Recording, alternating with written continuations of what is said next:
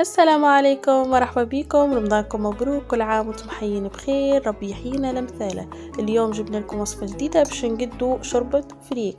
أول حاجة حطيت طرف دجاج يتقلى، معاك علبة حمص، زدت معاهم غرفة طماطم معجونة وطريف تفاح وخليتهم يتقلوا مع بعضهم، زدت معاهم طريف فلفل أحمر، وزدت معاهم طريف كركم، خلوهم يتقلوا شوي ونمشوا نحضروا الشوربه متاعنا. هذه شوربه الفريك ما قلت لكم، هذا الباكو متاعها نشدوا نقلوها نحمصوها شويه على المقله وباش تبن. وتو نمرقوا الطنجره متاعنا، نحطوا 2 لتر ماء ونزيدوا عليهم 8 ولا 9 مغارف شوربه فريك.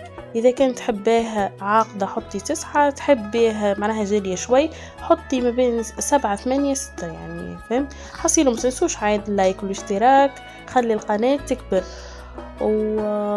خلي القناه تكبر، شجعونا ونشكركم برشا على تشجيعكم وعلى النمبر معناتها اللي وصلنا له في القناه. تو بعد ما تغلى الشوربه متاعنا نحطوا لها 3 سنينات ثوم، نهرسوهم مع طريف كرويه باش تفوح لنا الطنجره متاعنا. وتو نزيد معاهم طريف كرافس، ما تقولوش بها الكرافس كيك، خاطر انايا نغسلها ونحطها في بيت الثلج. بعد ما اكل الكرافس سيبت القوم تاعها والريحه الفحفح تاعها، نحطوا تو 3 قرينات فلفل نتاع توزر، وصحه وفرحه. هذه وصفتنا، ان شاء الله تكون عجبتكم. بس تنسوش اللايك والاشتراك باش نحط لكم فيديو نتاع طاجين البي.